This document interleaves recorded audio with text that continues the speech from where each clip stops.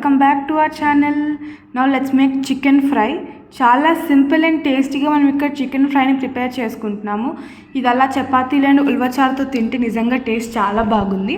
ఇక్కడ మనం chicken leg pieces తీసుకున్నామండి. వచ్చేసి 6 పీసెస్ నీట్గా వాష్ చేసుకొని ఒక గిన్నెలోకి తీసుకున్నాం. అందులో కొద్దిగా ఉప్పు, పసుపు, కారం, కొంచెం గరం మసాలా అండ్ కొంచెం చికెన్ మసాలా యాడ్ చేసుకొని ముక్కలకి బాగా పట్టేలాగా మిక్స్ చేసుకుందామండి. సో నిన్న మనం మటన్ కర్రీ రెసిపీ పెట్టాము, ఆ లింక్ కింద డిస్క్రిప్షన్లో ప్రొవైడ్ చేస్తాం, ఒకసారి చెక్ చేయండి. ఇక్కడ మనం కొత్తిమీర, పుదీనా, పచ్చిమిరపకాయ అండ్ అల్లం పేస్ట్ అయితే ప్రిపేర్ చేసుకున్నాము. అది ఇందులోకి యాడ్ చేసి ముక్కలకి పట్టేలాగా బాగా మిక్స్ చేసుకుంటున్నాం. ఇలా ముక్కలకి పట్టిన తర్వాత కొత్తిమీర, పుదీనా యాడ్ చేసుకొని ఒకసారి మళ్ళీ బాగా మిక్స్ చేసుకుందామండి. వీడియో మీకు నచ్చినట్టయితే మీరు ట్రై చేయండి అండ్ షేర్ కూడా చేయండి. ఎవరైనా నాన్ వెజ్ లవర్స్ ఉంటే ఇలా ఒకసారి లెగ్ పీస్ ఇలా ఫ్రై చేసుకొని ట్రై చేయమని చెప్పండి. అండ్ ఇందులో కొద్దిగా ఇలాచీ యాడ్ చేసుకొని కలుపుకుంటున్నాం. తర్వాత ఇందులోకి కొంచెం అమౌంట్ ఆఫ్ కర్డ్ యాడ్ చేసుకొని కలుపుకుందాము.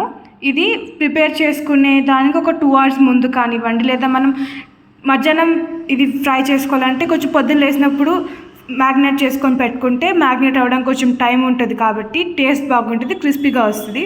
ఇప్పుడు ఇందులోకి మనం కొంచెం మైదా అండ్ కొంచెం కార్న్ఫ్లవర్ అయితే యాడ్ చేసుకొని చికెన్కి పట్టేలాగా బాగా మిక్స్ చేసుకుంటున్నాము.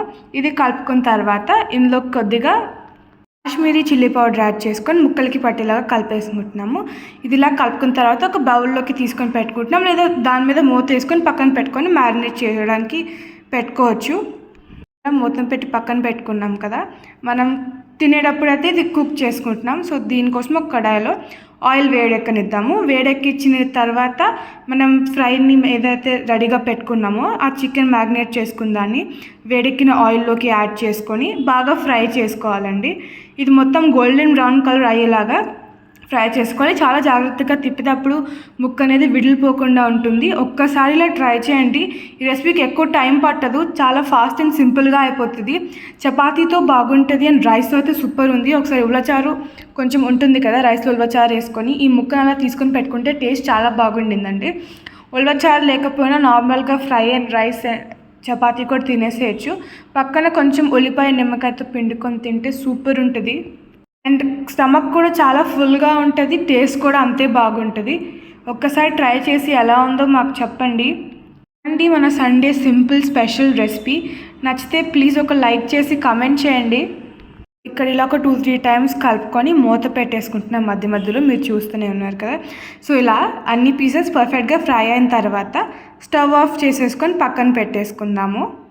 అండ్ నిన్న మనం అప్లోడ్ చేసిన మటన్ కర్రీ రెసిపీ కూడా ఒకసారి చూడండి, లింక్ కింద డిస్క్రిప్షన్లో ప్రొవైడ్ చేస్తాము. ఇలా ప్లేట్ ఫుల్గా ఉంటే ఫస్ట్ చూడంగానే నిండిపోతుంది అండ్ తింటుంటే సగంకే కడుపు నిండిపోతుంది. ఇలా చపాతీ, ఫ్రై, కర్రీ, రైస్, ఉల్వచారుతో సర్వ్ చేసుకున్నాము. మీకు నచ్చుతుంది, డెఫినెట్గా ట్రై చేయండి ఒకసారి. నాన్ వెజ్ లవర్స్ ఉంటే ఇలా ఫుల్గా తింటారు, స్టమక్ కూడా చాలా ఫుల్గా ఉంటుంది, ఆకలే అసలు అయ్యదు. ఒక్కసారి ట్రై చేయండి. ఈ రెసిపీస్ అన్నీ మీకు నచ్చుతాయి అనుకుంటున్నాము. మరిన్ని రెసిపీస్ కోసం ఛానల్ని సబ్స్క్రైబ్ చేసుకొని నోటిఫికేషన్స్ వస్తాయండి. ఆల్ ఐకాన్ నొక్కండి, బెల్ నొక్కిన తర్వాత. Hope you like the video. Thank you. Have a great time. Bye.